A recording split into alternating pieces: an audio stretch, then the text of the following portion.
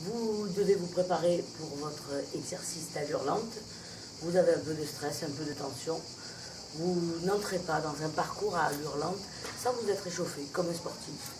Faire de la moto, c'est une activité, c'est une tâche, comme conduire une voiture, à la différence qu'ici, il y a une position du corps, il y a des tensions qui peuvent s'exercer, il y a un équilibre à tenir, et pour cela, ça demande un peu d'échauffement. Cet échauffement est très simple, et d'ailleurs, celui que je vais vous proposer est en plus très court, pour la bonne raison qu'il va s'appliquer également lorsque vous allez préparer votre épreuve de maniabilité sur air fermé. Vous n'aurez pas l'occasion de vous entraîner sur un parcours d'examen, je vous le déconseille fortement, c'est carrément interdit. Par contre, personne, et bien entendu, voire même, on vous permettra de pouvoir faire un petit tour de chauffe, on va dire pas comme dans un Grand Prix, bien sûr, mais de pouvoir vous échauffer. Cet échauffement, il faut qu'il soit efficace, utile et rapide.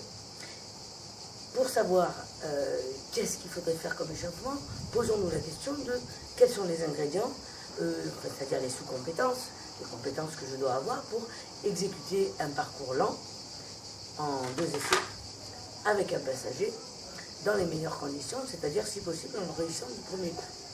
Si je ne me suis pas échauffé, il y a forte chance que le premier coup soit un échauffement. Et encore, on connaît des parcours où quand on entre dedans, un petit coup de stress, on a trop braqué, on sort du parcours et le premier essai est compté. C'est dommage, parce que maintenant il n'en reste plus qu'un deuxième et que ce deuxième finalement c'est le premier. Donc il vaudrait mieux penser à vous échauffer. Pour faire un bon parcours lent, il n'y a pas 36 solutions, il n'y a pas 36 ingrédients. Allons-y, le premier, la position. La position du corps, bien entendu le bas resserré et le haut bien relâché, ce qui est carrément inversé lorsque je suis stressé. C'est-à-dire avec les jambes et le corps très tendu.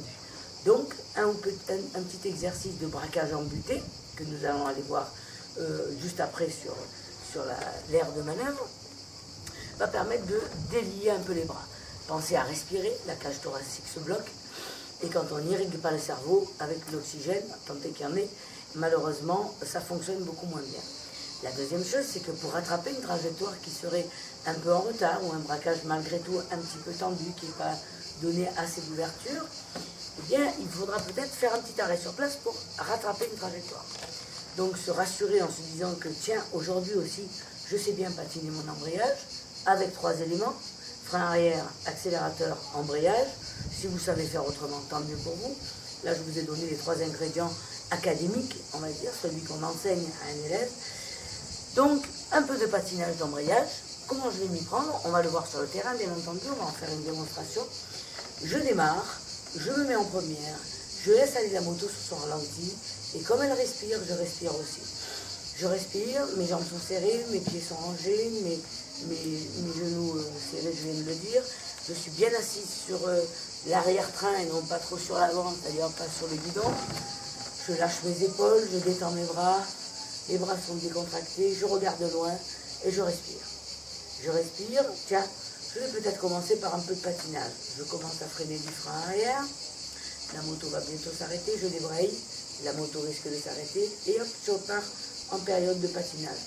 Et je me dis, lâche tes épaules, serre bien tes jambes, regarde loin et vas-y, patine, essaye d'arriver sur place. Non, un peu plus fort, recommence, etc. 1 ou 2, 3 fois, attention, ça fatigue. Si moi ça me décontracte ou ça me donne confiance, elle, ça va la fatiguer. Un petit arrêt sur place, non. 2, oui, c'est bon, oui, allez, j'essaye un 3e et je laisse respirer un peu la moto. C'est-à-dire, j'accélère pas trop fort, je passe la 2e pour qu'elle prenne un peu l'air. Demi-tour, c'est une piste, en général, il faut revenir. Et lorsque je reviens, si je ne me sens pas encore bien sur le patinage, je recommence un petit coup, mais bon, je retourne, peut-être qu'on vous attend pour votre parcours. En tout cas, normalement, ça suffit. Au retour, vous recommencez. Ralentis la moto, je ne touche plus à rien, ni frein, ni accélérateur, rien. Juste ma position, relax en haut, le regard, je laisse aller sur la ralenti, et là, tac, je travaille en butée avec mon regard bien placé, et je m'oblige à bien dresser mon regard. Je vous rappelle que ça n'est absolument pas naturel. Normalement, j'aime bien regarder là où j'ai envie. En moto, il va falloir regarder toujours une porte d'avance. Donc, je m'oblige déjà à diriger mon regard, bien placé. Et puis, je travaille d'un coup, une butée d'un côté, d'un coup de l'autre. Ça déroule bien les épaules. N'oubliez pas de respirer. C'est long un parcours sans respirer. Et puis après ça, je suis prête pour aller faire un parcours là. Donc, je récapitule. Je me mets à l'aise sur ma moto, bonne position, bon regard. L'exercice peut commencer, patinage d'embrayage, arrêt sur place. Hop, je repars, un autre arrêt, voire 3 arrêts.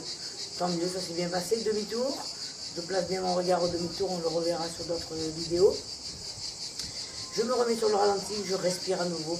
Et là, sans toucher à l'embrayage, sans toucher au frein, sans toucher à rien, braquage en butée, exercice de braquage en butée que nous allons aller voir sur le terrain. Après ça, on prend un grand bol d'air, on respire et on est prêt pour aller faire son parcours de réussite en parcours là.